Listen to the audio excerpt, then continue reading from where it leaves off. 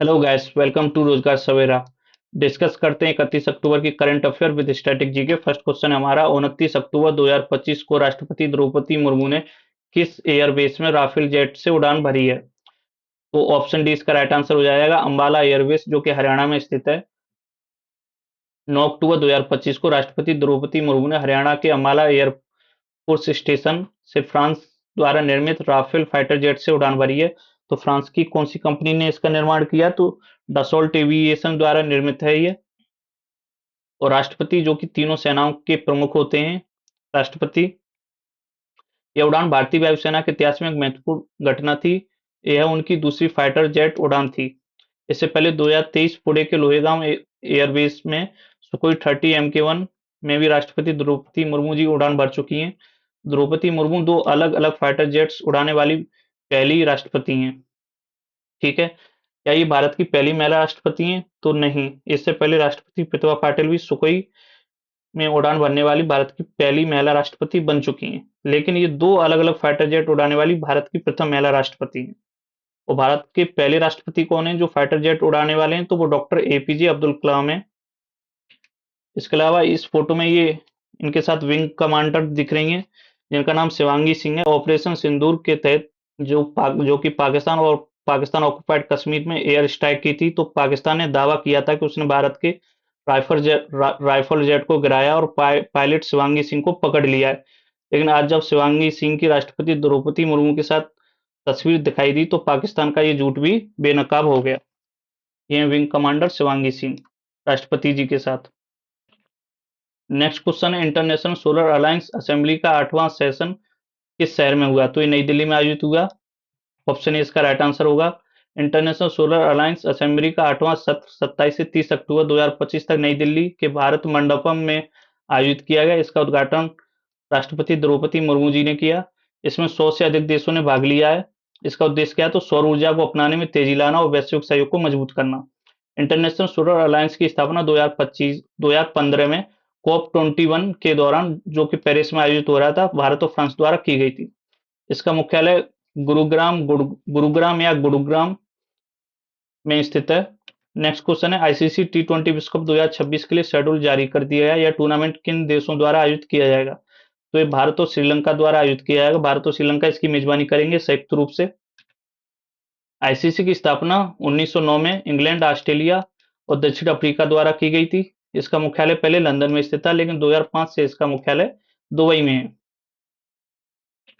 Next question है, European chess club 2025 में individual gold medal किसने जीता है? तो ये डी गुकेश और दिव्या देशमुख दोनों ने जीता है ये। यह टूर्नामेंट ग्रीस में आयोजित हुआ था। भारतीय खिलाड़ियों ने इसमें शानदार प्रदर्शन किया। डी गुकेश और दिव्या देशमुख ने दोनों ने गोल्ड मेडल जीता है। डी गुकेश ने 2024 में विश्व शतरंज चैंपियनशिप और कैंडिडेट्स टूर्नामेंट जीतने वाले सबसे कम उम्र के खिलाड़ी हैं डी गुकेश। इसके अलावा दिव्या देशमुख के बारे में बात करते हैं, तो दिव्या देशमुख फिडे महिला विश्व कप 2025 की विजेता रही हैं।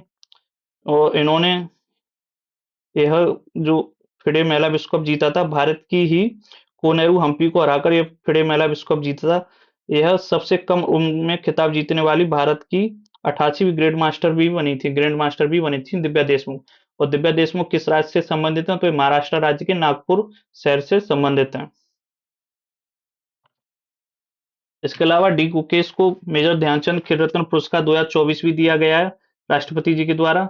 मेजर ध्यानचंद खेल रत्न पुरस्कार 2024 में कुल 4 खिलाड़ियों को दिया गया। डी गुकेश, दूसरे उसमें हरमनप्रीत सिंह जो कि हॉकी से संबंधित हैं, तीसरे प्रवीण कुमार जो कि पैरा एथलेटिक्स हैं, और चौथी मनु भाकर जो कि शूटिंग से संबंधित हैं। नेक्स्ट क्वेश्चन है, कोग्निवेरा अंतरराष्ट्रीय पोलो कप 2025 का खिताब किस देश ने जीता है? तो ये भारत ने जीता। ऑप्शन ए इसका राइट आंसर होगा। इसका आयोजन 25 अक्टूबर 2025 को नई दिल्ली के जयपुर पोलो ग्राउंड में हुआ। यह भारत ने अर्जेंटीना को हराकर यह खिताब जीता है। और लगभग एक दशक बाद राजधानी में यह हाई वोल्ट अंतरराष्ट्रीय मैच हुआ। तो इसका विजेता कौन है? भारत है। नेक्स्ट क्वेश्चन है, चर्चित संजय गांधी नेशनल पार्क कहां पर स्थित है? तो ये मुंबई में स्थित है। और इसका पुराना नाम बोरीवली नेशनल पार्क है। और इसे मुंबई का ग्रीन लंग भी कहा जाता है। महाराष्ट्र से रिलेटेड कुछ स्ट्रेटजी के जानते हैं, जैसे महाराष्ट्र की राजधानी मुंबई है, महाराष्ट्र की उपराजधानी नागपुर है, और नागपुर से कौन खिलाड़ी संबंधित है? तो दिव्या देशमुख जो कि भारत की ग्रैंड मास्टर हैं और फिडे महिला विश्व कप की विजेता हैं। दिव्या देशमुख वो नागपुर शहर से ही संबंधित हैं। महाराष्ट्र का गठन 1 मई 1960 को हुआ था। महाराष्ट्र की राज्यभाषा मराठी है और यहाँ राज्यसभा की सीट्स कितनी है? 19, लोकसभा की 48 और विधानसभा की 288। इसी क्रम में याद रखनी है, 1948 288, 1948 288। महाराष्ट्र की सबसे लंबी नदी गोदावरी है, जिसका उद्गम भी महाराष्ट्र से ही होता है। और नासिक किस नदी के किनारे स्थित है? तो नासिक गोदावरी नदी के किनारे स्थित है। नेक्स्ट क्वेश्चन है, ट्रोकोमा को समाप्त करने वाला 26वां देश कौन बन गया है? तो ये फिजी बना है, ऑप्शन डी इसका राइट आंसर होगा। ट्रैकोमा को समाप्त करने वाला 26वां देश फिजी है। डब्ल्यूएचओ ने अक्टूबर 2025 में इसे मान्यता दी है। फिजी की राजधानी सुवा है और यहाँ की करेंसी क्या है? Fijian dollar. और फिजी में भारतीय मूल की आबादी लगभग 38% है। ट्रैकोमा जो कि एक उपेक्षित उष्णकटिबंधीय रोग है जो दुनिया का प्रमुख संक्रामक अंधापन का कारण है। इसे सार्वजनिक स्वास्थ्य समस्या के रूप में समाप्त करने वाला 26वां देश फिजी बना है। फिजी एक द्वीपीय देश है जो दक्षिण प्रशांत महासागर में स्थित है। फिजी को द्वीपों का देश भी कहा जाता है क्योंकि यहाँ 330 से अधिक द्वीप हैं। फिजी के द्वीपों का जो निर्माण है वो ज्वालामुखी गतिविधियों द्वारा हुआ है और यहाँ कोरल रीफ की प्रचुरता है, इसलिए इसे डाइविंग स्वर्ग भी कहा जाता है। फिजी में हिंदू धर्म और भारतीय संस्कृति का विशेष प्रभाव है। भारत से गए अनुबंधित मजदूर यहाँ पर बसे हैं और फिजी में दक्षिण भारतीय और भोजपुरी संस्कृति दोनों देखने को मिलती है। नेक्स्ट क्वेश्चन है, कैथरीन कोनोरी को किस देश की राष्ट्रपति के रूप में नियुक्त किया गया है? तो ये आयरलैंड की राष्ट्रपति बनी है। आयरलैंड जिसकी राजधानी क्या है? डबलिन है। और आयरलैंड की करेंसी क्या है? यूरो है। और आयरलैंड को यूरोप का टेक हब भी कहा जाता है क्योंकि गूगल, फेसबुक और एप्पल जैसी कंपनियों के हेडक्वार्टर जो कि यूरोप के आयरलैंड में ही स्थित है। नेक्स्ट क्वेश्चन है, किसे भारत के सर्वोच्च वैज्ञानिक सम्मान विज्ञान रत्न पुरस्कार से सम्मानित किया गया?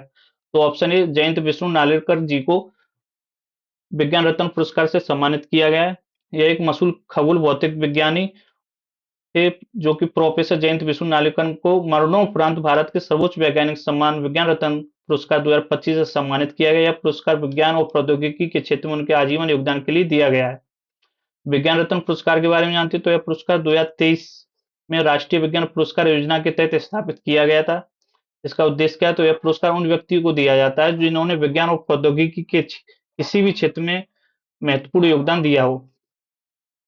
पहला पुरस्कार किसे दिया गया? तो यह पहला पुरस्कार 2024 में प्रसिद्ध बायोकेमिस्ट डॉक्टर गोविंद राजन जी को दिया गया था, 2024 में पहला। ठीक है।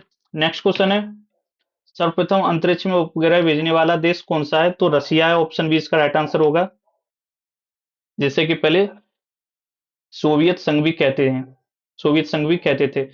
सर्वप्रथम अंतरिक्ष में उपग्रह भेजने वाला देश सोवियत संघ था। 4 अक्टूबर 1957 को सोवियत संघ ने स्पुतनिक 1 नाम का पहला कृत्रिम उपग्रह सफलतापूर्वक प्रक्षेपित किया। इस घटना ने अंतरिक्ष युग में नए युग की शुरुआत की। रसिया से संबंधित कुछ और फैक्ट भी जानते हैं, जैसे रूस क्षेत्रफल के आधार पर दुनिया का सबसे बड़ा देश है। रूस की राजधानी मॉस्को है और रूस की करेंसी रूबल है। रूस की संसद को क्या बोलते हैं? तो फेडरल असेंबली यहाँ की संसद को कहते हैं। रूस मुख्यतः दो महाद्वीपों में फैला हुआ है, यूरोपीय रूस और एशियाई रूस। एशियाई वाले रूस को साइबेरिया कहते हैं। रूस में टोटल टाइम जोन कितने? तो 11 यहाँ पे टाइम जोन है। लेकिन सर्वाधिक टाइम जोन वाला देश कौन सा है? तो फ्रांस है। फ्रांस के टोटल 12 टाइम जोन है फ्रांस के, और रूस के कितने? 11 है। रूस का सबसे ठंडा क्षेत्र साइबेरिया है जो कि एशिया वाला भाग है इसका। रूस की महत्वपूर्ण नदी वोल्गा है जो यूरोप की सबसे लंबी नदी है। रूस में लेक बेकाल भी है जो कि दुनिया की सबसे गहरी मीठे पानी की झील है और साइबेरिया में स्थित है। ये दुनिया का पहला कृत्रिम उपग्रह स्पुतनिक 1, यही क्वेश्चन था आज का, जो कि रूस ने लॉन्च किया था 1957 में। अंतरिक्ष में जाने वाला पहले मानव भी यूरी गागरिन थे जो कि सोवियत संघ से ही संबंधित थे। रूस की अंतरिक्ष एजेंसी को क्या बोलते हैं? तो रोस्कोमोस रूस की अंतरिक्ष एजेंसी को कहते हैं। नेक्स्ट क्वेश्चन है, 1936 में उत्तर प्रदेश के किस स्थान पर अखिल भारतीय किसान सम्मेलन का आयोजन किया गया था? तो लखनऊ में आयोजन हुआ, ऑप्शन डी इसका राइट आंसर हो जाएगा। इसके अध्यक्ष कौन थे? तो स्वामी सहजानंद सरस्वती इसके अध्यक्ष थे। ये भी काफी इंपोर्टेंट फैक्ट है, कई बार पूछा गया है कि 1936 में उत्तर प्रदेश में अखिल भारतीय किसान सम्मेलन के अध्यक्ष कौन थे। इसका उद्देश्य क्या था? तो किसानों की समस्याओं को उठाना और जमींदारी प्रथा को समाप्त करना इसका उद्देश्य था। नेक्स्ट क्वेश्चन है, बुरेवेस्टनिक नामक परमाणु संचालित मिसाइल का सफल परीक्षण किस देश ने किया है? तो ये रूस ने किया, ऑप्शन ए इसका राइट आंसर हो जाएगा। बुरेवेस्टनिक रूस द्वारा विकसित एक परमाणु संचालित परमाणु सक्षम क्रूज मिसाइल है। किस प्रकार की मिसाइल है? तो एक क्रूज मिसाइल है। इसमें एक छोटा परमाणु रिएक्टर होता है। विशेषज्ञों ने इसे उड़ने वाला चेरनोबिल भी कहा है। तो ये क्लास अच्छी लगी तो लाइक शेयर और सब्सक्राइब अवश्य करें। Thanks for watching.